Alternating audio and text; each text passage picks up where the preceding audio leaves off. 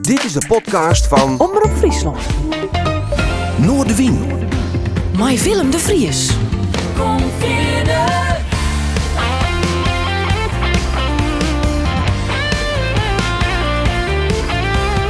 Alles wat te speelt. Omroep Friesland. Goeie, en welkom bij Noordwien. Joert weer vanuit het café met één gast onder de tafel. Hij is een schreeuwer, maakt het gedichten, maar is ook ontzettende muziekliefhebber. En volgens mij vindt hij films ook nog helemaal te gek. Maar we worden creatief genoeg. Arjen Hurt, mooi dat je best. Welkom bij Noordwien hier. Dank u wel, fijn om hier te wezen. Hoe is het? Ja, wel goed. Ik ben lekker met van alles dwaande. Maar het is net te druk vanzelfs. Dus ik ben krijg begon mijn baantje als docent aan de schrijversvakschool. Dat is volwaardenonderwijs. Ik wil eerst vragen om de schroewersvakskwallen te doen. Dat is nij. Dat is in gearworking met City of Literature. Om dan een Frieske schrijversvakschool te doen. En toen ik die klasse, ik zei van dat doe ik dan wel. Schrijftechnieken A, schreeuwtechnieken A, jou ik onder de beginners. En toen vroeg die docent van was dan de Nederlandse groep misschien ik doen. Dus nu had ik 2 groepen. Dan ben ik wel een soort tijd en aandacht aan kwijt, maar dat ken ik mooi. Ja, wat jou is precies, want schreeuwen, dat is verschillend die van. Ja, schreeuwtechnieken A is heel algemeen. Het is echt voor beginners. En dan taasten we gewoon van waar kan je al hier om denken als begin te schreeuwen. Gewoon cursisten, studenten binnen het eens. Die hebben wel een idee van dit en dit wil ik graag leren. Iemand wil misschien een biografie schreeuwen over zijn mem. Een oor die wil hem taspitsen op het column schreeuwen. En dan geven we al je bidel wat voor technieken als dan broeken kerst, west om tinken kerst. We bespreken me qua werk. Dus daar leert denk ik nog het meeste uit. En dan aan eind ben 12 colleges van 3 uren. Dus dat ik wel even. Dat is pittig.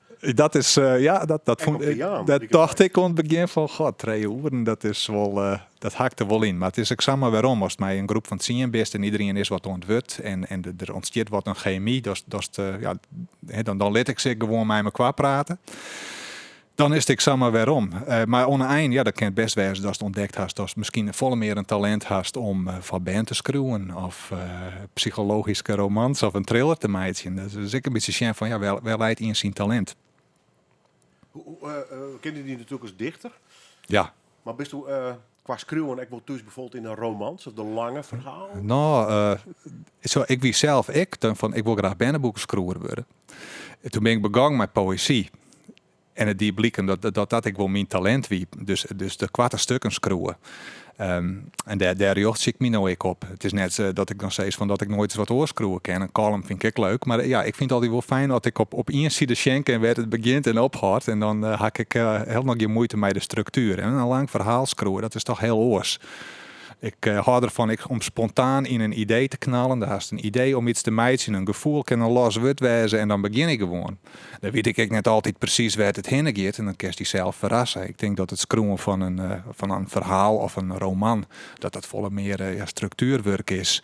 En dat vind ik dan ik wel moeilijk om te dwan. Maar om een oordebied te begeleiden, dan is dat weer is het alweer heel oors. Ja, want kist dan nog wel schetsen wat een goede roman is, tenminste qua structuur dan? Ja, ik ken wel steeds van die screwstijl is mij niemand. Of du kerst het oorzongen pakken dat een lezer er makkelijker in mij gaat. En zeker als het mij een groep bespreekt, dan maakt het wat. Het is al je vrij sketsmietig was dan makkelijk, maar dan jest al heel gauw van, er has misschien het idee in de holle van dit wil ik, dit breng ik oer.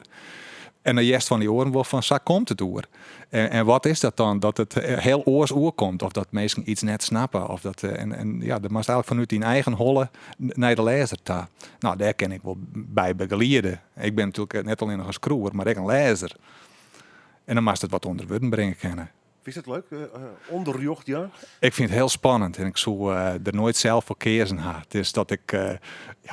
het is mijn inkomen, dus ik wil ervoor vregen. Maar ik denk, als ik request hier, dan hie ik dat nooit dien. Want ik vind het echt heel spannend. En ik kan er echt wel een nacht van wekker lezen bij wijze van spreken. Of dat ik een flink pine buk van haar. Beste dagenlang mij dwaande. Van hoe komt het dan? En die spanning, dat ging ik natuurlijk leren uit de wei. Maar als ik er dan één keer zit en het rent een beetje. En die 3 uren binnen om. Of de zei van nou, nou snap ik het. Nou, dit gang er mis bij me. En of ik haal zoveel leerd in die ene les, terwijl ik dacht van, ik ga eigenlijk nog niks dienen. Dat is geweldig. Ja, dus dat is wel denk ik een mooie onles, Jaan. Ja, maar als natuurlijk al hier het inhoudelijke verhaal, de screwtechniek en Ja. Hoe pak je een verhaal op en Ja. maar aan de andere kant, lesjaan is ook sociale omgang. Hè? Dat is het vooral. De things. Wat met die meesten, vaak denk ik, met hun meest kwetsbare. Het belangrijkste is ook dat ik dan een sfeer creëer in die groep dat iedereen heel iepen en alles wat te screwen en vatten lezen en commentaar te jaan. En ja, dat is nog volle belangrijker dan dat ik uitlezen ken wat een in een soort ingewikkeld ritmepatroon is of waar het bijwoord staan, maar dat soort dingen. De techniek is punt 2, ja. Nou ja, en ik denk zeker met schreeuwen. Ik kom zelf uit de muziekwereld. Maar daar is het meestal gehaald in een bepaalde verwachtingspatroon. En daar mag je op een of andere manier wel wat op onvullen natuurlijk. En dat gespannen situaties leiden natuurlijk. Hè? Daar ben ik dan. Dat ben dan dingen dat ik op pieker had ik er wekker lees. Of ik denk van wat gebeurt er als iemand triggerd wordt door een woord en heel goelen mat. En wat gebeurt er als hij een heel leuk wordt en voortrint. En dat precies is op al die situaties wel kleer te wezen. Meestal gaat het zo dramatisch net. Maar als het gebeurt, ja, dan had ik het al heel vaak beleefd in mijn holle. En dan weet ik wel wat ik dwam had. Wat voor groep komt je nou op? Waar wil zijn leshaast is? Ik ben al je volwassenen. Vaak ben ik de jongste die in het lokaal zit.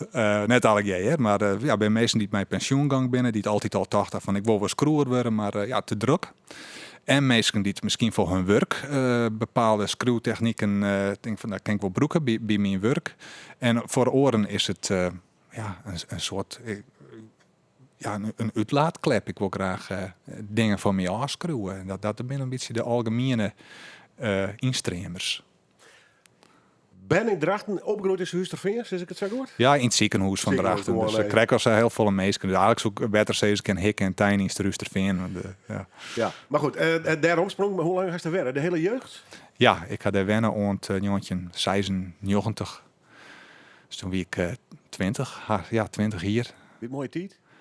Ja, ik droomde nog heel vaak hoe dat ik nog gewoon in mijn ouderlijk huis wijn. Dus in die zin is het wel een fijne tijd, maar ik wie een hele verlegen, sociaal angstige jongen had ik er zo op waarom sjoch. Kijk, ik was een jaar lang dat ik net naar buiten tad waarde, wie bang dat iedereen me qua slaan wil. Dus ik wie benauwdig. En dat is pas later is dat wat loskomen. Toch vond ik het wel ik vond het heel akelig om van mijn legere squallen naar een orensquallen voel ik deer eng, maar ik wie gewoon overal benauwd voor. Dus heel toch angst domineerde Bennetiet. Honkvers, Daryl? Ja, dus als ik één keer ergens ziet en dan kan ik erom wennen. En dan, of het nou goed is of net, dan ben ik er in ieder geval om wend. En dan wil ik leren net wat oors. Dan ga ik in mijn werk dus ik nog wel heel bot. Ik had nou in de gaten hoe dat werkt. Dus dat ik was wat meer risico's te nemen. Ik kom te zien van hoe het ergens oors is. En net altijd hetzelfde doen. Maar daar ga ik echt leren. Maar ik ophouden met dingen die ik al heel lang doe. Ja. Dus dwars door die eigen patroon in als het ware. Ja. Vertrouwde patroon vaak. Ja, hè? precies. Dat is hartstikke dreig, hè? Dat is veel als een sprong in het diepe. En dat is net altijd nogelijk. Het gaat ik net altijd goed. Maar uiteindelijk kom ik toch altijd weer op nieuwe baantjes en nieuwe hobby's. En zoals nou een radiomeidje bij Gelieks. Ja, maar straks hebben we nog best radiomaker worden. Ja. Wissel hartstikke druk met een podcast met Gabrielle Terpstra. Ik ga straks trouwens ook nog even hoe houden, want Die komt waarom, daar ben ik heel blij mee. Vind ik hartstikke leuk. Even tonen over die tijd, en dan gaan we wat muziek draaien. Maar had je door de puberteit heen skreun, maak ik het zo zitten of net? Toen begon ik altijd te schroeven. Ik ben altijd een grote liefhebber van stripverhalen. Dat sammel ik ook. En ik mocht graag tekenen. Welke trouwens? Wat voor strip? Studio van der Steen. Dus alles van Willy van der Steen. Dat wie heel, hoe zei je dat? Ik was heel goed sammelen. Dus daar kwam mijn sammeldrift kwam er heel lekker op uit. Elke van die riegen mij 20, 30 of 100 of 150 dielen. En dan lekker rommelmerken afsneupen en dat soort dingen. Dat vond ik als Ben al heel leuk. Ja. Dus ik begon ik te tekenen. Maar dan werd niet te volle werk. Dan schreeuw ik verder. Maar dan weer het schroeven weer werd te volle werk. Dan teken ik weer verder. En poëzie zit er een beetje tussenin. Hè. Dus een beeldje schroeven. Hoe is net alles op te schroeven. En dus, ja, zo zocht ik dat een beetje. Maar ik ben toen begonnen. Squalenkrant en dat soort dingen. Als striptekenaar, columnist. Ja. Maar het schreeuwen, had dat wel een soort rare lijn geweest? Hoe had je het ontdekt eigenlijk? Toen ik die een studie Engels, docent Engelsopleiding. En dan koest dus kruiste in voor een jaar, dan koest ik nog een andere studie bieden. Want bestel toen voor een studie hier. Dus ik denk, wat krijg ik Fries? Dan kan ik Fries leren. En onder die Friese les begon ik woordjes te oefenen. Centjes meidje, van hoe shot dat eruit op papier. En dat ben denk ik mijn eerste dag van wat is dat leuk om regels te betekenen. Dus dat ben mijn eerste gedichten. We waren eerst ook klierteksten meidje. Maar ik ging in band en ik ging gevoel voor muziek. Dus dat ben uiteindelijk mijn eerste gedichten geworden. Ja. Wat grappig, want hier in de letter had nog een prijs won zelf. Maar een leertekst, dat is Matahari. de enige prijs die ik won had. De Steven Sterkprijs op het Liedfestival voor de beste songtekst. Nou, dat wie ik weer een grutskop. Toen ik kreeg stadsdichter, dus toen had ik echt het idee van, dit had een goede keuze geweest van mij om hiervoor te gaan. Schreeuwen. Maar ik muziek, want je bent een enorme muziekliefhebber, hè? Ja, toen het met de strips oorgang, toen ben ik overstapt op het sammelingen van platen. Ik ben toch even weten, Huizen Huts, anno 2022. Ja. Een heel soort stripboek en LP's of hast? Nou, nog wel een berg. We zijn 2 jaar in verhuizen en ik kreeg wat lietsere wenning. En toen moest er heel volle boeken en strips binnen voortgang. Ik wil gewoon platen die gewoon in de rin van het decennia helemaal kapot draaid wien. Toch ik wel een jeske poeder vol. Maar dus die het al wel een paar duizend platen in die liedse wenning ergens. De mooie titels binnen dan. Ja, de 2000, 3000 mooiste. Maar ik ga gewoon sammeldrift. Ik ben ook heel nieuwsgierig. Ik vind het heerlijk om mijn tos, maar het 20 nieuwe platen uit een uitverkeerbak thuis te komen en dan te jaren hoe het al hier is.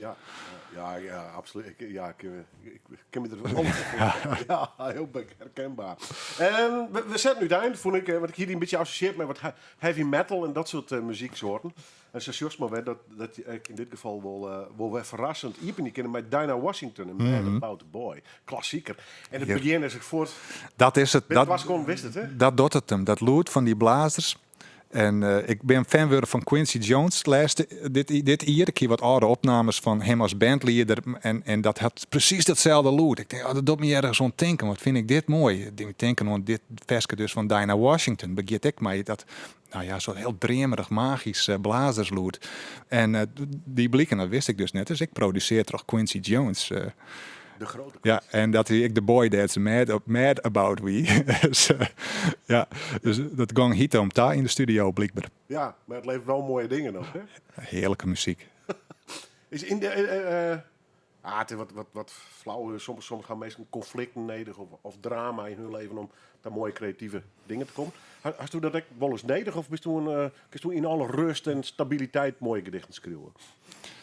Ja, dat is wel een goede vraag. Of zit het ik had altijd wel een ontru nodig. Dus eigenlijk met in mijn opdrachtje aan van ik wil ongeveer in dat thema wil ik een gedicht en dan maakt het clear. Je bent een deadline schreeuwer. Ja, ik moet mezelf echt activeren. Het gebeurt net altijd meer zo, als in het begin. Ja, dan ben je altijd aan het schreeuwen. Ik ben ooit wel eens ontslaan terug dat ik onder mijn werk meer gedichtjes, ideeën zit op te schreeuwen. Dat ga ik nog niet meer zo bot. Dus ik moet het echt activeren. En dan komt het ik wel. Ja. Je maakt me vreugde. Maar mijn persoonlijke omstandigheden hadden net zo vol mij te krijgen, denk ik. Nee, want du bent dichter west, hè? Zo had ze des vaderlands, maar van jou. Hè? Ja, stadsdichter. En ik ben ook nog... Komt hij dat heel bot, die deadline of net? Ja. Eerst Ja, eigenlijk... er zit net natuurlijk een deadline. Er wordt wel van die verwacht. Dan krijg je de opdracht, dan maakt het clear. Soms is het specifiek, van maar net te lang. Nee. En dat vond ik eerst hartstikke spannend. Ik denk, ken ik dit wel? Ik ben volslijn autodidact, dus ik had zelf nooit een cursus dienen. Gedichten schreeuwen of hoe dat staat. Dus moest het maar wat uitvinden. Maar toen het clear wie, het stadsdichterskip van die auto, voel ik echt even in een gat. Ik hier geen ontruin meer. En ik ga op allerlei manieren bezocht om mezelf aan te poenen. Experimenteren, blowen en schreeuwen, drinken en schreeuwen. Het waard al hier niks. Ik had toen een wollen bundel maken, tin heet dat. Tin ek, omdat ik het gevoel hier alsof ik alles uit het neer plukken moest. En het is misschien wel mijn dreigste bondel worden. Mijn meest poëtische bondel misschien ik wel. Maar dat ik zie het echt mij de hand in het hier toen nog. Dat ik vregen waard om of ik versen schreeuwen wil, mij schreeuwen wil voor het festival, voordrachtsversen. In een groepje met orendichters, Sigrid Kingma ziet toen ik bij Elske Kampen. Toen is het weer begonnen. Haast een deadline, een opdracht, een idee. En dan heb ik gewoon van mijn mooiste gedichten schrijven. Een beetje onder druk in ieder geval. Dat wil ik het bij wel. Het was me echt dwingen. Nou, ik zal wat mooie deadlines voor die verzinnen. Nee, daar bemoei ik me net bij. We beginnen naar de volgende plaat. Toffe band vind ik zelf, hè. Queensryche. Ja. Grappig. Besteedt eigenlijk al weer even. Ja. Het is old school gast, hè? Dit is, ik denk dat ze 40 jaar geleden hun eerste EP'tje opnamen. Ongelooflijk hoe dit soort bands, hoe lang ze mij gaan, hè? Ik weet nog, ik ben in 1990 zo wat begonnen met platen samelen. Uriah Heep, wie Gek op en Nazareth. En wie toen echt oude bands al. Dinosaurussen is maar van vroeger. En toen wisten ze nog maar 20. Die meesten winnen amper 40. Ja. Nou is de gemiddelde rockband bij ze 65, 70 hier. Nou ja, zo naar de Stones. Zo naar de Stones, maar zo ben er wel meer. Nazareth, ik begon in 1961. Kennedy wie president. Het is net al jou. jongen. Ik ben wel een liefhebber van ene JFK, maar daar oeren we te kwart mee zeker. En Nazareth geven aan ik nog draaien, want die man zal in kwart niet Ljout optreden. Ja, 16 december op Olderok. Nou, dat zag ik tegen uit. Maak het in had dan nog even een spronkje als dat ergens. Nou, op een gegeven moment, yes, het voor het eerst. Nazareth komt naar Ljout. Ja. Was dan helemaal bleed of niet? Daar moet ik dan heen. Ik ben oors net zo van.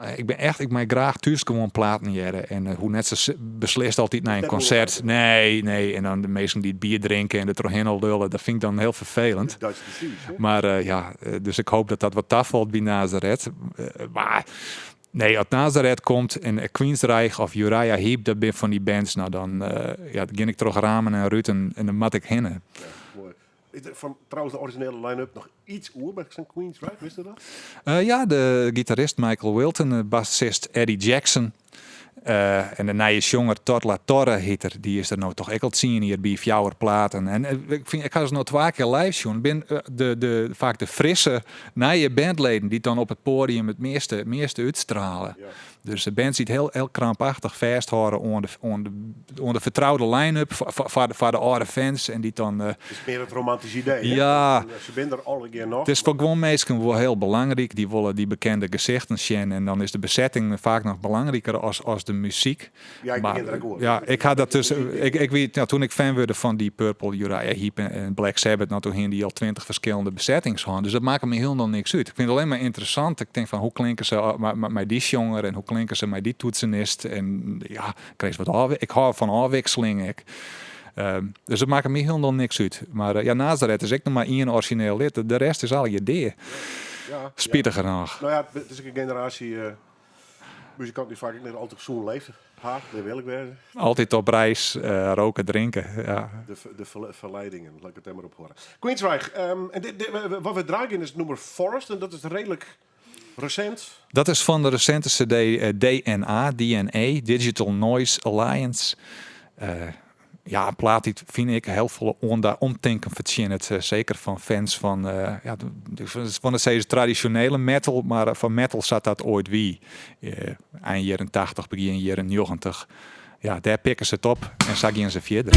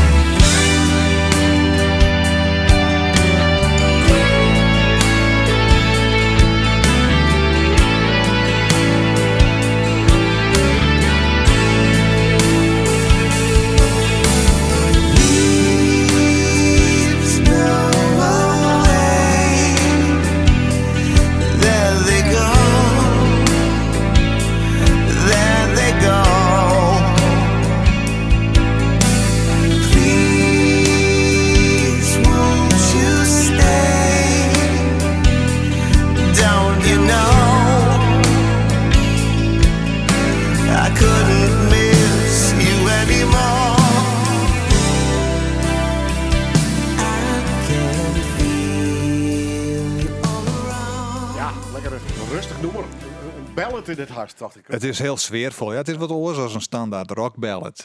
Met zo'n onzwellend refrein en een patserige solo erin. Die ken ik wel mooi wezen trouwens. Maar ja, ik vind dat Queensrÿche dat op een hele bijzondere, sfeervolle manier docht. Ja, leuk om te draaien.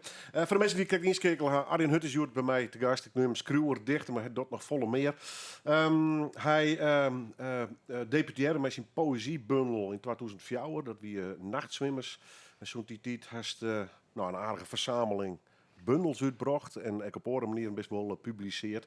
Dat hele Skruwerskip, wanneer had dat die echt greep? Ik bedoel, best thuis lekker bezig met teksten en een beste wereld ontdekken. En die zelf willen ontdekken. Maar wanneer kwam dat punt dat je denkt, hey, je wordt echt serieus wat mij? Dat kan nog komen. Ja, het is heel apart. Ik ben er echt inroegelen. Dat ik stadsdichter word. Het wie net zo dat een ambitie voor mij wie. Ik had gewoon solliciteerd omdat ik sollicitatieplicht had. En toen ben ik het worden. En zo'n tijd zit ik in een achtbaan of een rollercoaster. Zat meestal dat de die heel mooi zeggen. Maar ik ben er invallen. Ik zocht mezelf nog altijd als werkziekende. En onderwielens verzin ik mijn geld, mijn crew-relateerde werk. Nou ja, jouw les.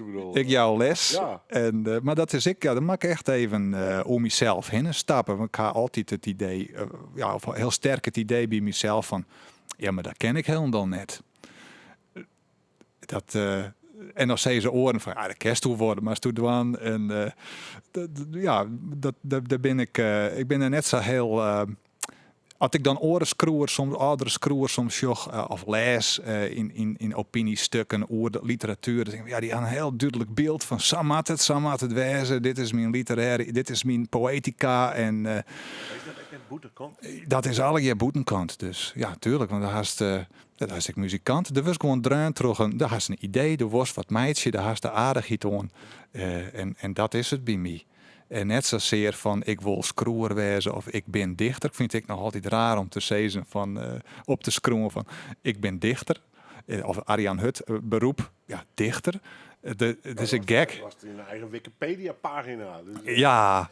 Dus en mijn vrouw die zei, nee, bondel nummer 5, zei die van, nou, als het 5 bondels zit, dan meest echt wel zeggen dat het een dichter best. maar het wordt een beladen titel dus misschien. Ik vind dat wel, ja, misschien dat scroer en dichter, dat bij mezelf. Ik gewoon een oorbeeld opropt. En dat haak ik wel. Is die haast te zwier dan? Het is beladen dan. Hing het voor mij wel een bepaalde kwaliteit aan. En dat is bij die zelf heel moeilijk te zien. En in het Fries kreeg ik net heel volle respons. Dus er werd uitgebracht. En ik denk, nou, werd ik nou uitgebracht omdat ik in het Fries schreeuw? Werd ik nou uitgebracht omdat ik die kwaliteit heb? Als het ergens vregen wist als dichter of voor een opdracht, je wist dan vregen omdat ze iets van die lezen. Dus ik denk van oké, we willen wel wat van die scroer. Of is het gewoon zo ziekje een dichter en dan is het met de blinddoek om en een dartpijltje gooien op de grote dichterskaart. Nou, in mijn gevoel is dat toch meestal dat laatste is. Men wil een dichter. Dan gaan ze bijvoorbeeld, vinden ze dichterscollectieve Rikst. Er komt dan een onvraag binnen en die zetten dat uit onder, of die wijzen je on. En ja. Dat is net wat te volle te kwart of zo. Had ik het mij wat meer bravoure presenteer. Zo van, ik ben Arjan Hutt, ik ben dichter, ik ben de allerbeste. Ik denk dat dat wel meer publiciteit en werk opsmiet uiteindelijk. Want dan had ik dat toch, dan is dat ik puur berekenend. Zo viel ik dat net. Daar hindert ik niks. Uit die onwissenswij, daar komen juist, daar gaat het juist borrelen in mijn hollen. Van hoe zit dit? Wat ben ik? Waar ben ik? Ja. Nog net op psychologisch heen. Nee. Ik helemaal niet. Maar kent ik wel dat het een beetje van die afskoost, zodat dan hoeft hij direct net om te horen. Het roept ik wel valse verwachtingen op. Zo net roept dat ik dichter ben, hoe ik net om mijn eigen verwachtingen van een dichter te beantwoorden. Nee. Maar goed, dit is psychologie van de koude grond. Maar... Ja, het is hier een keer zo. Ik ben al net zo van de zelfanalyse. Ja, de laatste jaren wat meer misschien. Dat ik mij een beetje afstand naar mezelf zocht. En zeg, wat doe ik nou eigenlijk? En waarom heb ik altijd die blok beton in de buik? Dat ik iets doe wat ik in feite waarvan ik zeg dat ik het heel leuk vind. Dat soort dingen. Dat is wat afstand van die zelf neemt. En dan word ik een beetje mijn eigen manager. Zo van, dat doe ik het nou zo. Die onzekerheid te vergelijken met jij er al hier een beetje die puberteit. Ja, Dat ja. jongetje in zijn huis vinden. Ik jij de laatste ergens in een groepspeteer de term sociale angst. En dat dacht ik van, dat scared me als een bliksemskicht. Scared dat me kwam dat binnen. Ik denk van, zo dat het wezen. Dus dat ongemak was het veelst onder mensen. Dus we laatste week bijvoorbeeld bij een première van een theaterstuk Sint-Gelok. Hartstikke leuk. Maar dan ging ik daar alleen nog heen. Hè. En het wiel helemaal vol en druk. En dan is het krek als viel ik een fysieke klap wat ik daar binnenkom. En dan word ik het liefst ergens achter een pilaar kroepen. Of onder de bank kroepen. Of dadelijks weer omkeren. Maak mezelf echt zetten om naar binnen te gaan.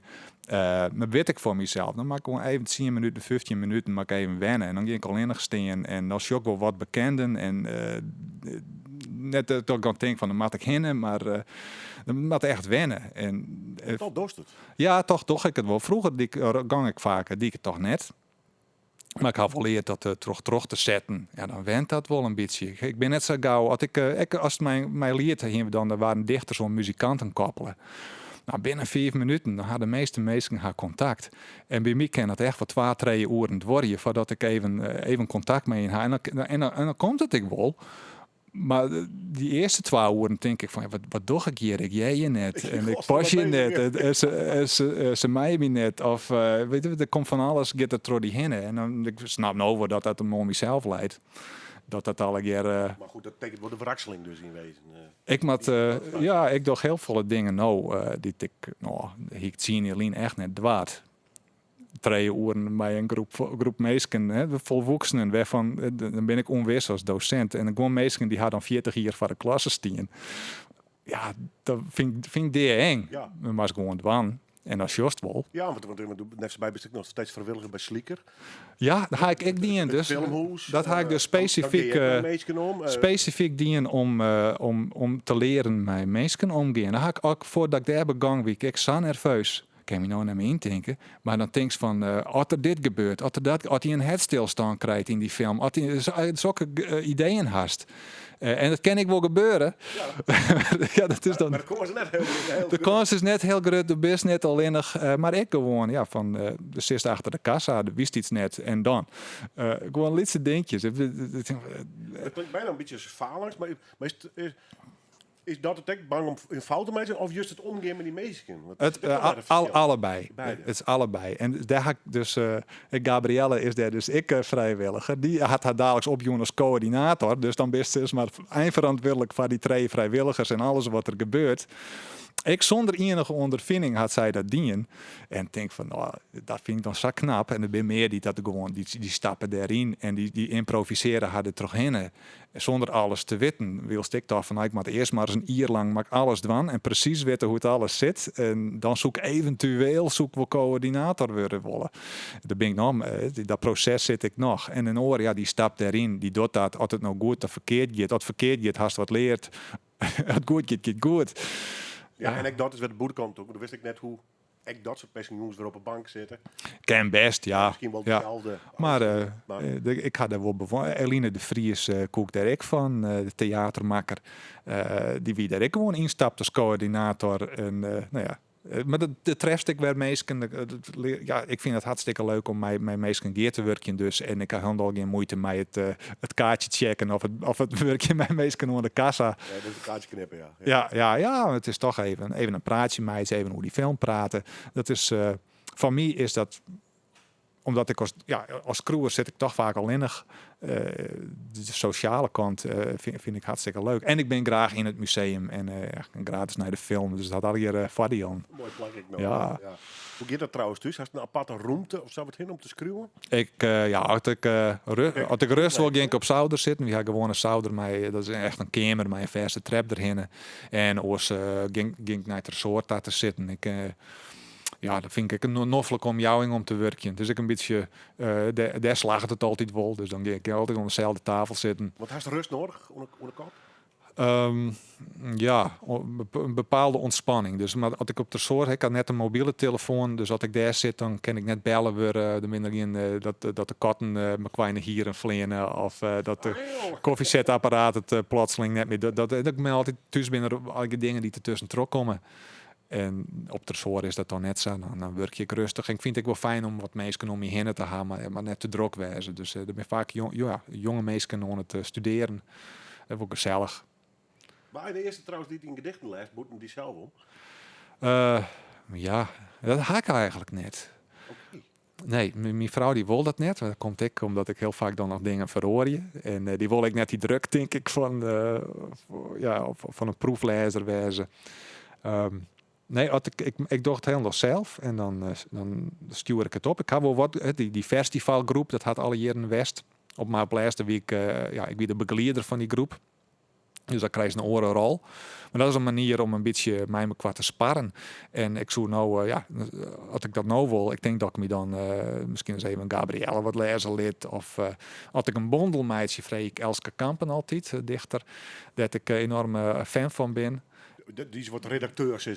Ja, dus die zocht er dan naar en die ken, dat werkt altijd heel goed. Die ken mij een paar lietse tikjes, die draait om wat knopjes en dat zijn goede suggesties. En die zocht ik wel de grotere structuur van of die gedichten bij me qua passen en werd het nou eigenlijk heen. Dat vind ik wel eens moeilijk, want dat is moeilijk om van diezelfde sjen.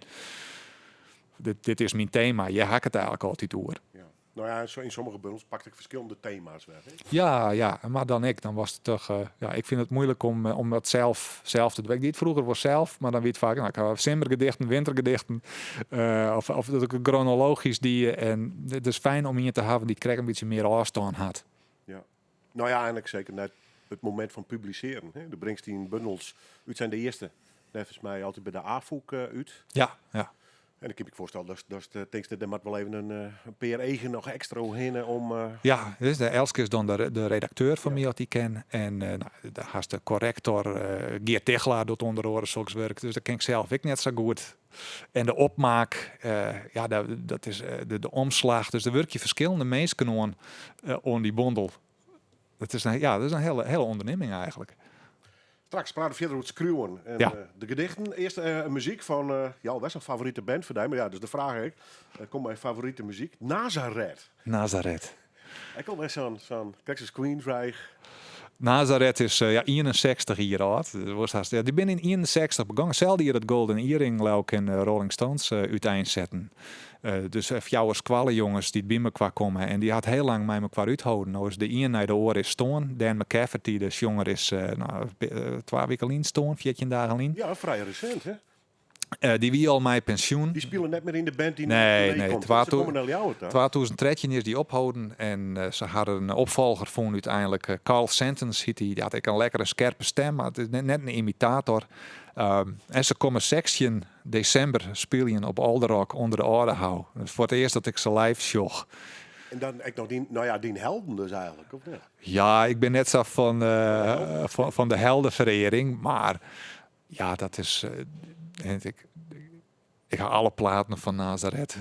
Dat is gewoon een van die bands die het voor mij volslijn iconisch is. Waarom? Had je een idee? Ik weet net wat dat is. Ik had nooit zo... Ik hiet mijn Nazareth, Uriah Heep, Blue Oyster Cult en dan die Purple Black Sabbath. Hiek ik dat gewoon mee. Dat was er alles van haar. Wist dan ik alles van zijn band? Biografieën lezen, documentaires, dat ze er al bij. Als het me in hand valt wel, maar in principe beleef ik zo'n band puur vanuit de muziek en alle ja, de soap achter de schermen of zo, dat interesseert me heel weinig, tenzij dat invloed had op de muziek.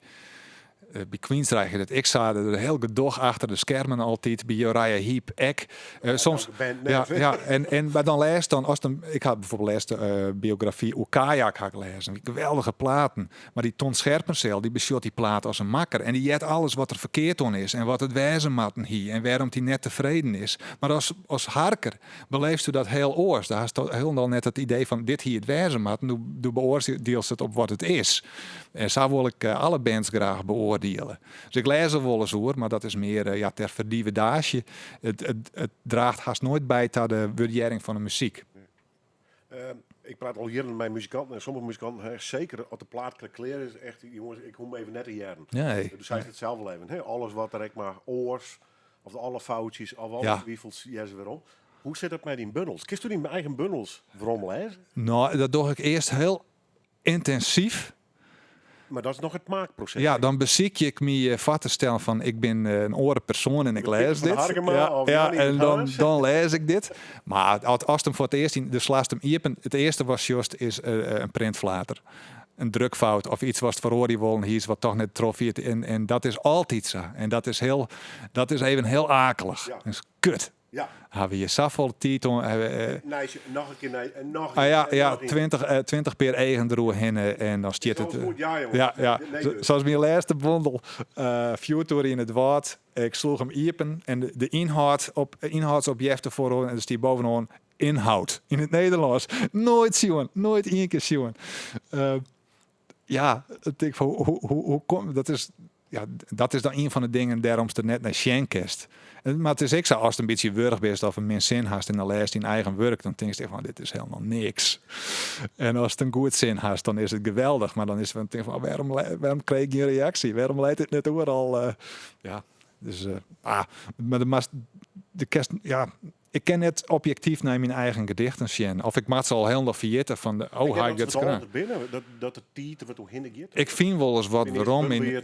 2004. Ja. 2005. Nou, dat is al helemaal dan schaam ik me zuiver dat ik dat lees. Ik denk van, oh shit, ik hier dat nou heel oors dien. Maar dat zou maar dat net besjen. En dat gevoel van schaamte betjut ik dat strogroeit best. Maar kijk wel eens dat ik denk van, ik ben nou volle beter als 10 jaar of 15 jaar. En dan lees ik iets van wat ik toen maakte. Ik denk, oh bliksem, dat is wel beter als wat ik nou meidje. Ja, het is net te dwan. Die eigen werk, nee, dan moet gewoon gaan.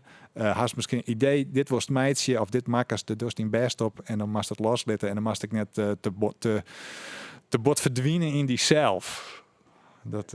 Dus in eigen werk, maar hult hij het weer lezen, dat ik beter een boek van een orde wie pakken. Of de pakt gewoon een van die prachtige Nazareth platen en die zetten Ja, we op. ja. Het is een remaster van Expect No Mercy. Expect No Mercy. Ik denk dat dat het eerste nummer is dat ik van Nazareth jaren dat ik dacht van, oh, dit is een interessante band. Wist nog hoe radio? Ja, of... ja, bij Omke Jelle, die hier een platenkast bij alle keer LP's van Scorpions, Nazareth, Uriah Heep, Pink Floyd, Jethro Tull. Dan gang ik dan altijd heen, toen trek je wie of zo en een cassettebandje en dan nam ik van elk plaat één nummer op, gewoon als een soort sampler. En dat jerk ik dan altijd op mijn Walkman. En voor mij wie van Nazareth Expect No Mercy. En toen ben ik daar platen begonnen van te keepje. Nou, ja. Cassette recorder voor de box of hier is er een tritje tussen? Want Nee, hij hier gewoon wij zo'n... zijn van een generatie, je bent iets jonger dan mij, maar toch Ja. de cassettedekjes en dat soort dingen. Dit Ik hier wie, voor de box. Dit wie gewoon een stereo tour zoals die in 1990 is. Met een LP-speler, een pick-up en cd en cassette in één. Liao ik, je. Ik weet net of er een gear stalt hier. Zat de echte professionals, de echte loods fanatici cd'en. Of zoals ik joeg al mijn geld uit om platen. En voor de techniek bleef net zo volle oor. Dus ik kijk gewoon zo'n kant-en-clear Sony ding. Dat wie ik mooi. Ja. En dat tapte ik dan. We gaan naar Harkin. Nazareth dus. En Expect No Mercy.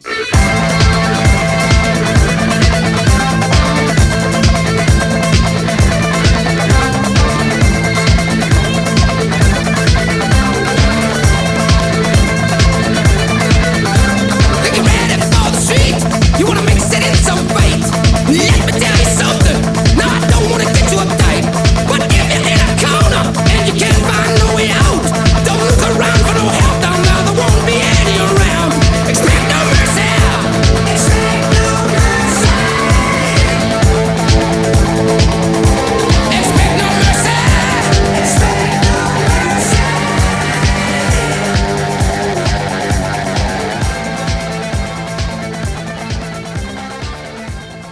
Nazareth en Expect No Mercy. We draaien het omdat ik mijn gast had vregen hier was een paar mooie platen meenemen. Nou, toen kwam Arjen Hurt, want die zit je bij mij op tafel. Mij in ieder geval dit verhaal, omdat het een van zijn favoriete bands is. Doet me wel wat om Guns N' Roses op een gekke manier denken. Maar, Axl Rose is ik een enorme Nazareth-fan. En Nazareth had dus zelfs op zijn bruiloft spelen hij een Love Hurts song en weet ik het. En Nazareth had Hair of the Dog Guns N' Roses had Hair of the Dog coveren van Nazareth ooit nog eens. Ja, die verbindingen er wel. 5 bundels, hartstikke. Zij is al van dat is over een redelijk best lange periode had dat alweer maken. Is het een enorme zoektocht, West? Dus waarom just om stijl, maar ook inhoud en de richting van die poëzie te vinden eigenlijk. Ja, dat is het nog Ik heb wel. het idee dat ze het nog steeds net vrienden voor Het punt is, daar haast misschien dingen die is mooi viest. Stel, ik zou een muzikant wezen. Nou, ik hou bijvoorbeeld van Nazareth en ik hou ook van jazzy muziek. Maar om dan iets te meiden wat zelf mooi viest, is eigenlijk onmogelijk. Want dan komt nooit in de buurt van wat een oor al maken had, wat bij die gewoon goed binnenkomt. Dan had ik mijn poëzie, dat ik heel lang, dat ik bezocht die gedichten te meiden op zo'n manier dat ik het zelf mooi vond. Maar dan nooit echt in de buurt komen van was dan in de holle haast. Ja, wie is ik te volle bezig met een soort verwachtingspatroon. Dus, Dus dat heel bewust van dit wil ik meidje. Nou, dat werkt op dit moment dus net zo goed. Ik mag gewoon aan de slag gaan. Een beetje spontaner. Daarom vind ik die pauper-poëzie heel inspirerend. Wat Gabrielle onder oren bij zit. Ja, dat wordt een creatieve club. Net alleen het dichters, maar grotendeels. Hè, Ja. van Grut Paps. Ja, het is heel belangrijk. Heel belangrijk. Die meidje gewoon voor elk optreden, voor mijn gevoel, gewoon nijwerk. Ja, maar het wordt totaal vrij. En dan beziek je en totaal vrij. En er staat er zelf wel heel veel skik en willen in. En dan just wel als het vaardraagst van of het lekker rint of hoe het oorkomt. En nou, dat is een fijne manier van werken. Dat beziek ik dan. Ik wil wat te doen, maar soms dan draaf ik mezelf voorbij in bepaalde taalbombast. Ik wil in thema's. Hè, Ja. Even gewoon een voorbeeld. Aurora Bossa Nova. Ja. Welke stekken mijn subthema's volgens mij. En had het in ieder geval op planeten begeleid. Ja, ik wel. Maar het is vaak zo, als ik maak altijd gewoon gedichten. Ik ga dan wel een titel in de achterhollen. Daar zit een bepaald gevoel bij. Mijn nieuwe werktitel is Wie ik maar. Wat ik daar dan mee wil, dat weet ik net. Het is meer een gevoel. En dan op een gegeven moment dan schroest een gedicht. Dan komt er een gedicht. En dan draai je de oren gedichten een beetje omheen. Dus het wordt een soort stelsel. Dan past het bij elkaar. Mijn Aurora Bossa Nova, wie dat een levensgedicht, Aurora. En mijn Vuurtour in het Woud, wie dat een gedicht. Ik breng dus oude dvd's naar de omrin. En de rest die kleeft er dan om. En dan wordt het een bondel. Maar een soort leidmotief dus eronder. Ja, en dat is vaak meer een gevoel wat ik net oors onder woorden brengen kan als in die gedichten. Dus als je dan zei van je werk jittertour, of wat worst je mij zezen, alsof het een soort een boodschap of een column is, zo werkt dat dan net. Het is van wat ik zezen wil is precies wat er staat in dat gedicht dan. Maar het gaat heel bot om gevoel dus. Ja. Best een gevoelsschreeuwer. Ja, heel bot. En dat is... En heeft mij die gevoel belangrijker dan techniek in dat opzicht. Ja, Zonder techniek komt het techniek net is vallen. het ideaal is als er een goede balans is tussen techniek en gevoel. Nou, zijn hele technische dichters die binnen aan het tellen en dan moet het saai en het passen en meten. Ja. En daar haast gevoelsdichters die heel spontaan en heel productief binnen, maar dat kan ik een rommeltje worden. Ik zit meer richting die gevoelsdichters, maar die techniek dat kerst dan broeken om meer te meidje worst, meer grip te krijgen op wat eigenlijk meidje worst.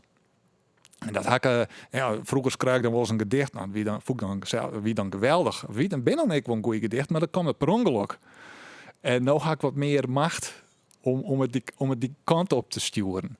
En dat gebeurt wel heel iets meer. Maar dat mag leren. Het is net dat idee van de best 20, dus schroest een bondel, dat wordt een legendarische bondel en dan is die. En dat idee, dat is net goed het gewoon bij werkt. Het is een heel lang proces van leren en schaven en misschien nooit ergens uitkomen zelfs. Het wordt een soort romantisch idee van, ik wil zo'n leven houden. Dichtersleven of zo wat heen. Ik vind het altijd mooi. Vaak klassiek en cliché is, ja, maar had daar ooit een soort idee bij horen of net? Jawel, maar meer zo van, dat haast een groot succes. Dan kan je leven van de royalties en dan dwannen litten worst. Een beetje reizen, een beetje ja, net iets zo serie, hè? Maar als in een droom. Als ik droom, dan heb ik nooit een baan of ik hoef nooit iets te betalen. Of het is gewoon alle keer. En doe best ergens en er binnen oren en het is een wraad en daar functioneer ik dan. En dan word ik wekker en dan is het weer helemaal voort. Wanneer bist je op die gelukkigst? Lang uit en wat dromen, dagdromen? Nee, ik heb wel altijd wat maken. Als ik het maken ha, een gedicht bijvoorbeeld, en ik ken het een titel aan. De bevrediging van de creatie. Als Ja, dat is denk ik wel het fijnste gevoel wat ik kan hebben. Het is of te verliek je mij verliefd te wezen. Het is een soort adrenaline stoot en een enthousiasme. En gewoon dat alles even op zijn plak valt. Zodat die stien uit die maag ik weer eens even voort is. Ja, en die stien, dat creëer ik vooral zelf. Ja. Dus nou ja. Dit is dus toch een beetje lijden. Ja, het is een berg frustratie. Maar krijg hoe serieus als het neemt. Het kan wezen, ik schreeuw poëzie in het Fries. Dus dan daar haast wel eens, het stelt al je niks voor. En de dochter net daar, net in les dat. Dus ik vind, maar dat is een heel demotiverende gedachte. Vind ik altijd heel vervelend dat praatprogramma's. Dan gaat het over Friese literatuur, dan gaat het over verkeerscijfers. Maar net hoe wat er schreeuwen wordt. Je er om inhoud. Ja, er worden de pracht. Het was natuurlijk altijd dat het lezen wordt, maar uiteindelijk. Ik ben net belangrijk, want Tim was erin lezen. Ja, het gaat meer om het zakelijke eromheen dan het inhoudelijke van wat er precies maken Nou, wordt. dat roert in je. En wat er maken wordt, ja, daar kerst enorme, prachtige dingen bij. Dirk van der Ploeg, Big Leaks. Maar dat, die had nou, brengt zijn 24e boek uit. Nou, als daar een stukje van leest, en dan als schreeuwer, en denkt van hoe komt het dat Dirk van der Ploeg net wereldwijd verneemd is, dat hij zo'n kwaliteit haast. En ja, natuurlijk binnen wel mensen die het graag lezen en kennen, maar ja. Maar goed, ja, het meidje, dat is het mooiste. En of dat nou in het Fries doet, of in het Nederlands, of in het Turks. Ja, maar dat is er meer dan is dat ik de opdracht. Vaak de taal zelf is voor mij ik wel een inspiratiebron. Maar die stukjes die in het Nederlands kunnen hast, dan weet ik clear. Dus is net de neiging, ik wil je nog meer. Nee, ik ga net, zeker net van dat ik denk van ik moet eerst maar eens in het Fries oefenen en dan in het Nederlands. Als ik het goed ken, dan in het Nederlands verder. Dat ga ik helemaal net. Nee, dat hoeft van mij helemaal net. En qua oorzettingen zoek ik het leuker vinden dat de kerst het Nederlands wil oorslaan en naar het Engels staan of naar het Frans of dat Italiaans, dat er gewoon een nieuwe woord even voor die hier gaat. Ja, ik verneem ik wel dat met die Friestalige poëzie, boeten Friesland is het eigenlijk nooit een punt. Mensen vinden het heel nieuwsgierig om die in Fries te jaren. En in Friesland is het van ja, maar dat versteert net iedereen. Nee, daar hebben wij een rare krompel in. Dat is heel gek hier. Ja. Je mag altijd, ik doch het net meer, maar nou vind je het slim dat ik iets in het Fries doch? Ja, heel gek. Ja, maar dat is sowieso die wonderlijke relatie die wij als Friesen met onze eigen taal hebben. Ja. Dat komt net onder uw taal. Want de oorlog hingen de Friese vlaggen en ben we chauvinistisch. Totdat er een wethouder is, hebben we hier al het plaknaam in het Fries dwaan. En dan gaat het voor het ruzie. Dan, ja. Dan zorgen we alle toekeltjemmen. Want dan geven we haast failliet. Precies. Maar stel ik treed op in Bulgarije. Wat zullen die Bulgaren nou uitmaken of ik in het Fries of in het Nederlands doch? maakt het niks uit. Nee, kom op. Ja, nee, ik snap die helemaal. In ieder geval, Gist wordt steeds terug. En ondanks alle drempels die we doen, maar komen er hopelijk ook de nieuwe bundels van u. De best dwaan op mij het schreeuwen. Ja. Daar kom hier, hoop ik dat mijn bundel uitkomt. Is het schreeuwen of net? Ja, ik haal heel wat. Maar hoe dat bij me qua past en of er nog wat bij komt. Lange gedichten. Dus ik ga een heel lang gedicht schrijven. Van Jesse Hettema, nadat hij correct verstaan is. Nou, dat vind ik een belangrijk gedicht. Ik heb een heel lang gedicht schrijven. Een vadrasgedicht toen Rusland kreeg Oekraïne binnenvoel. Maar heel veel soort citaten van oren dichters, van oren schroers. Dus een soort collage. Nou, dat vind ik een fijne manier van werken. Dus mijn doel wie eigenlijk kwatte eenvoudige gedichten meidje. Maar ja, dat komt er dan heel oors uit. En dat is even zien van, nou, hoe combineer ik dat? Daarnaast maak eens radio op dit stuit. Ja. Wat voor soort radio? Brilpoets heet het. Dat doen we voor. Gekke naam trouwens. Ja, Brilpoets. Ik hier een dichter op visite die kwam uit Frankrijk en die kon ik in Engels, beetje Engels, dus dat communicatie weer wel moeilijk. Maar hij zei mijn brilpoetsdoekjes. Hij zei, hij vond dat een grappig woord. Brilpoets, zei er. Brilpoets. Ik hier het nooit zo jongen. Dus oh ja, dat is wel een grappig woord. Dus toen Gabriella en ik dan bij Iepen Up Live, dat is nou Iepen Up Radio. Iedereen kent de radio, maar het is een programma dwaan zo'n. We hebben een titel nodig en dat ziet hij in mijn holle brilpoets. Nou, ze zei oké. Nou, hier is zo. Dus even de blik op scherp stellen op de Friese cultuur. Zeg maar. Wie doet het in het Friesk? Eclectisch draaien we waar we maar zin in hadden. Dus had geen formaat verder. We bezieken je alle keer een gast te hebben. Vorige keer hier we Sven de Zwerts uit Antwerpen.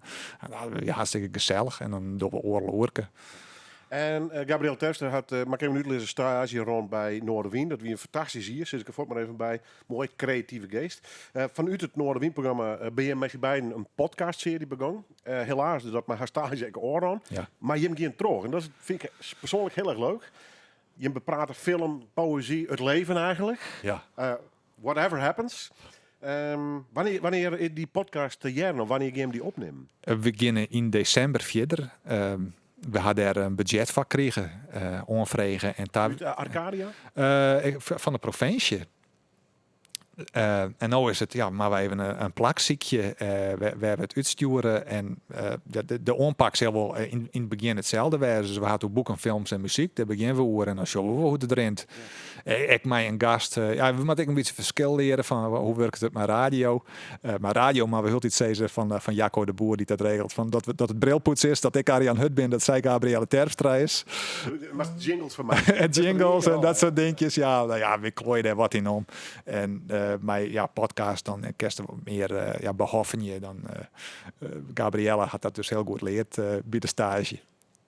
Dat hoop ik, want het zou prachtig zijn dat je hem direct met succes mee krijgt. En je denkt ook, hoe valt die ermee? Had je nog een mooi gedicht toevallig bij die? Of, Ik zoek wel een stukje. Ik vind het heel raar om een uur te praten met een dichter en dan geen enkel gedicht jaren te litten. Ik wil graag, ik heb het gedicht van Tjesse, dat had ik toevallig mee. Maar dat is een heel lang gedicht, maar hoe ik even begintje. De eerste Sides is maar. Het is en, ja, het Tjesse is vorige simmer is die stoon. En ik hier een afspraak met hem bij zo'n tegere werkje op het arkje van Rink van der Velde op de Veenhoop. Nou, wist al dat net teruggang, alleen in het ziekenhuis. Maar kreeg voordat ik daarheen gang, dan kwam als gastheer is maar. En dan komen de dichters en dan maken ze tegere wat. Toen belde Sigrid Kingma. Die coördineerde alles. Het Tjesse is verstoon. Dus toen wie ik daar en Edwin de Groot kwam in plak van Tjesse en in plak van te screwen hebben we de hele tijd keuveld. En toen had ik eigenlijk bedacht van ik wil een gedicht meidje van wat als Tjesse toch nog komt. En dan om middernacht en hoe dat dan gaat. Dus zo begint dat gedicht. Veenhoop en Love. In memoriam Tjesse Hettema. Veenhoop simmer 21. Het licht liek het maar een lietsstipke in het grutte tjuster. Maar als de tjustere materie van uw eigen malkwij een naam krijgen moest, zou het dan de poeiermalkwij hieten mij, denk ik. Als ik onder de Elsebiem en wij stap, een liets zwart bosk, tje middernacht op naar de Dragster Heerwij. Zou er nog komen, mijn gast? De huilen die rein en sjongen de wolken, jest in de simmer, lever als bier zou ik poeiermalken drinken, warme. Ik zocht beide kanten uit. En eindleerse leene, enkelt rus ljocht het een eensem venster op, maar geen koplampen ljocht. Dichtje is dremen. Dremen is dichtje, is een dream van taal. Of zou er op een fiets komen? Zo ren ik naar de arken weerom, on het petgot onder de elzen, hoeske van hout en skruwers. De lampen brandt, er komen libellen op aan. En dan de oelen. De tijd is kwad. Ik begin te skruwen. Ik begin te skroeien en daar zit er al. Tsitsi, Tjesse. Aan de tafel bij de klok. De klok rent 5 minuten voor. Dat is ik zo. Zocht er jonger uit als ik dacht. Hij gap het even, rekt hem uit. Zijn eegwiet een panorama van veen, hoop en love. Er binnen borrelnutjes, een hoekje pure chocola, cherrytomaten, middernacht. En ik zet wetter op. Wapen van de veenhoop. Libbensgrut skaakboert, blauwe loft, de zinne is een klaver. Maar lever als skaken of onversen werkje wil Tjesse graag naar Boetenta. Kom, we rennen Hulendal naar zee, daar te dun bijen groeien, onder ranen van de nacht. Ik zocht een buienradar. In de loft hing het de tijd stil. Tsitsi knipt mij de vingers en het is droeg. Oelen roepen, het is net wier. Het is net wierd. Buienradar is fake news. Zullen we via de Veenhoop en dan de sluis of de orenkant maar uit? Tjesse wit een mooiere route, krijgt mij bij de haan en in het manneljocht verschijnt een skulpenpaard. Lietse kikkers hippen us voor de Fortendel. We moeten uitzien. De mannen kleuren de bjemmen zilver. Tussen de stammen sjoggen we kanalen. De sterren reflecteer je in de petten. Of binnen de giele plommen. Ik draag een bus groen met blommen. Krijgt echte blommen. Er zit een hommel op. Misschien schroe ik wel een novelle over deze tocht. Tjesse zei een novelle hoed net. Wij binnen dichters. Wij mij de saaie stikken voortlitten. We rennen oeren, misschien de hele nacht. Rennen mij de skonken van reuzen. Langs monumentale pleetsen. Pleetsen met trampolines op het hiem. Tjesse hipt van de ene trampoline naar de oren. Mij kreeg het terecht, maar hij liek het jonger en jonger. Springen mij Mac Daddy. Springen mij Daddy Mac. Springen troch de nacht en troch de romte. Springen als is er net een paard waarom. Ik lees wekker. Op bed in de arken mij een veske in de eren. Jump, jump. Het rijnt. Libellen en matflinters beziek je troch het venster te tikjen. Waar had de lampen ongeknipt? Uit. Sluit de gordijnen, kroep onder de tekkens en liet mijn gedachten de nacht indruwen. Troch de morgen naar de sloep die het nijste ierde leidt. De sloep hiet Foekje. Toe Foekje, net zo wiebel je bloe nou lezen. En ik roei mijzelfs waarom in sliep. Sliep, safvolle sliep. De eeuwige sliep. Trampolines op het hiem. Wat mat ik mij dit lief? Wie ik maar lienig als een geest. Tjesse zit op zijn knibbels bij een kikkert en wacht het me op. Hult dit grutter de romten tussen de pleetsen. Eeuwige lenen, skulpen kreekje, zilver de mannen onder uw skwon. On een hikkedaam, boen, stiert een witte bolle. Spiersterk, grut en jong. Hij wreensget en skorret zijn eigen branen. Maar als er al je sil, de kop achteroer, streamt uit zijn bek het bloed van wilde gewossen. Ik sjocht naar Tjesse. Hij glimt. Wat is er liets? Zijn hier wordt al onljochter. Verder dat uit. Net zo prottel je. Denk erom, oud man. Dat is net een menske wut. Dat is net een menske wust die het is wat er net had. De voeten dogen miseer, maar Tjesse draafters is er krekt uiteenzet. De mannen gaat onder, de zinnen komt op. De zinnen gaat onder, de mannen, de zinnen. Wat verder als we komen, wat grutter wordt de zinnen. Wolvenzinnen, nachtzinnen, zinneskien nacht.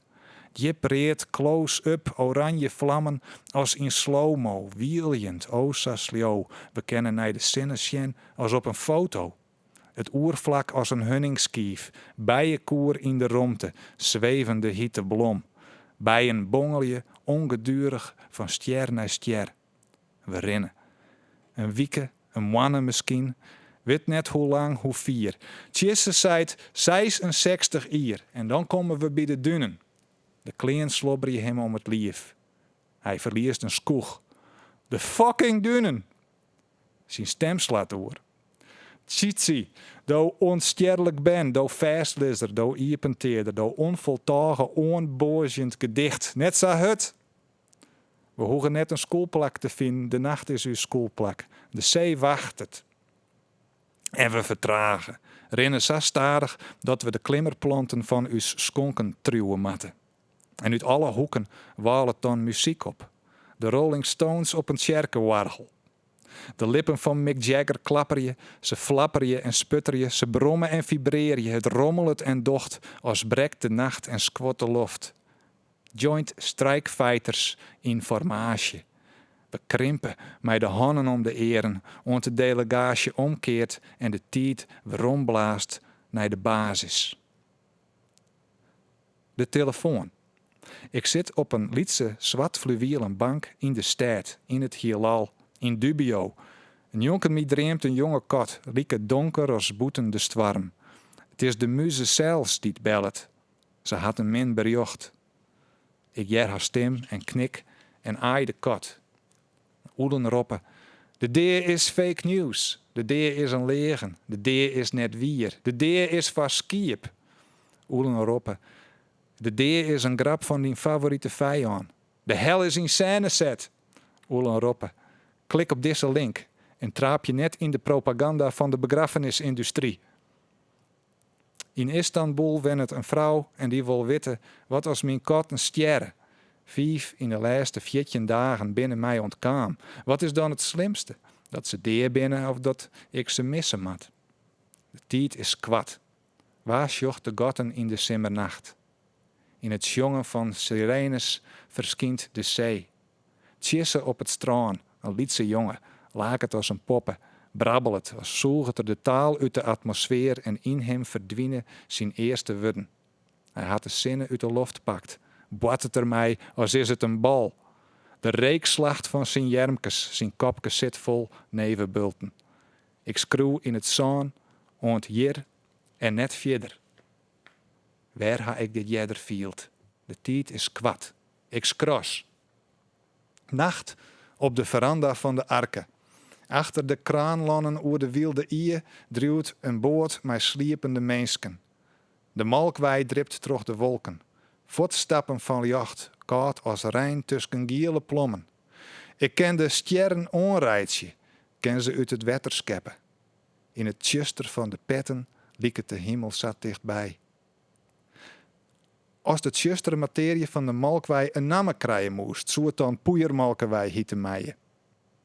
Heerwei, Veenhoop, Drachten, Hettema, haast middernacht. Ik vandel je mijn gedachten bij me kwar. Neem de tijd, neem alle tijd. De klok rent 5 minuten voor.